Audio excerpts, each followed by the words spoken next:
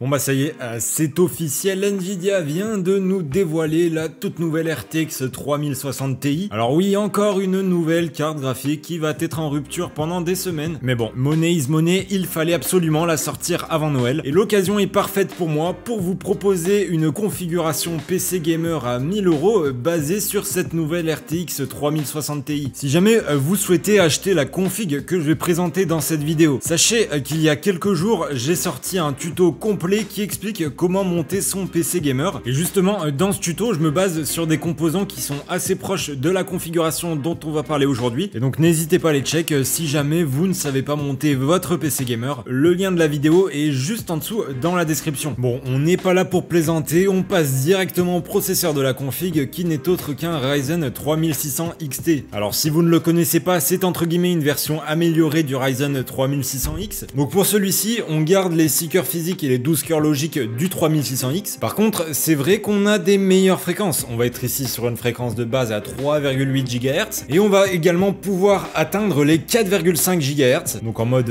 boost. Et ça pour du gaming, ça va être très intéressant puisque les jeux vidéo actuels sont très friands de haute fréquence. Donc ils tournent très bien avec des processeurs qui sont surcadencés, qui sont overclockés et ça tourne bien mieux que sur des processeurs qui ont beaucoup de cœurs. Donc voilà pour le CPU AMD Ryzen 3600 XT. Bon, ensuite pour la carte graphique, vous le savez déjà, on va utiliser la toute dernière RTX 3060 Ti de Nvidia. Donc pour cette carte, on va être sur les mêmes 8 Go de RAM en GDDR6 qu'on a sur la 3070. En termes de performance, on va être au niveau de la 2080 Super, une carte qui coûte quand même 2 fois plus cher. Petite pensée pour ceux qui ont acheté une RTX 2000 il y a pas longtemps. Force à vous les gars. Ensuite au niveau de la tarification, on va être sur un prix de départ de 420 €. Bon, évidemment, c'est le prix Founder, les revendeurs français vont bien se gaver, mais je pense quand même qu'on devrait avoir quelques modèles custom sous la barre des 500 €. Enfin j'espère, sinon c'est grave. Enfin bref, RTX 3060 Ti, un véritable monstre en termes de rapport qualité-prix. Ensuite, on va venir poser ces deux composants sur une carte mère. Alors vu que nous, on est sur un Ryzen 3000, ça sert pas à grand chose de partir sur une carte mère B550. On va donc plutôt partir sur une B450 et moi je vous propose ici la B450 Aorus Elite. Cette carte mère, c'est un peu le standard des B450. Donc elle a toutes les fonctionnalités de base dont on a besoin. Elle est solide, elle a un BIOS qui est mis à jour, elle a suffisamment de ports. Et en plus de ça, cerise sur le gâteau, elle est pas trop chère.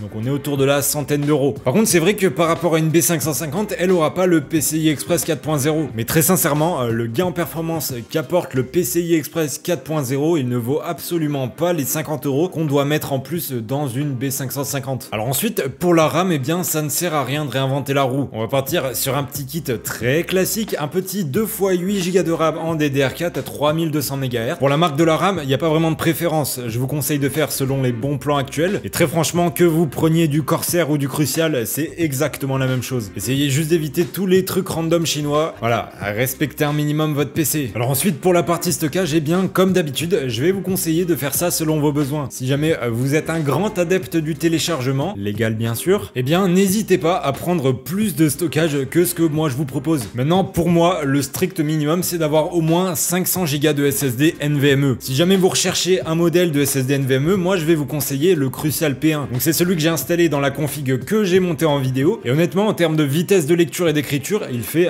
très bien son taf. Maintenant, une fois de plus, le mieux, ça reste de faire selon les bons plans du moment. Bon alors maintenant, forcément, notre PC, il a besoin d'être alimenté. Pour l'alimentation, sachez que Ryzen 5 plus RTX 3070, c'était 650 watts qui était recommandé. Pour la 3060 Ti, on n'a pas encore eu vraiment d'indication, mais vu que la 3060 Ti et la 3070 sont assez proches, on va partir sur les mêmes bases. Et donc on va prendre une alimentation de 650 watts. Pour le modèle, on va partir du côté de chez Seasonic. C'est une marque qui est réputée fiable, il n'y a aucun problème de fiabilité chez eux. Et ici, je vous ai sélectionné le modèle S12 III. Attention, c'est une alimentation qui n'est pas modulaire et donc il y aura un certain travail de câble management à effectuer, mais le prix est correct, 65 € et donc on ne va pas se plaindre. Ensuite, pour clore cette config, il ne nous manquait plus que le boîtier. Donc moi, vous le savez, je viens de monter une config dans le boîtier 220T de chez Corsair. Ce boîtier, je vous le dis, je l'adore, pour moi il est juste magnifique en blanc. Et en plus de ça, cerise sur le gâteau, même en jeu, j'ai des températures qui sont loin d'être excessives sur mes composants, et donc c'est un boîtier qui est relativement bien refroidi. Et pour finir, sachez qu'il coûte environ 100 € et qu'il est disponible en noir ou en blanc, et donc là c'est vous qui choisissez. Bon, bon, je pense avoir tout dit sur cette config. Si jamais vous pensez qu'il y a des améliorations à faire, n'hésitez pas à me le dire juste en dessous dans les commentaires. Même si bon, je pense avoir fait un truc qui est plutôt optimal pour du gaming. Évidemment, si la config vous a plu, n'hésitez pas à mettre un pouce bleu sur la vidéo et à vous abonner à la chaîne, et évidemment. Et sur ce les gars, moi je vous dis à la prochaine.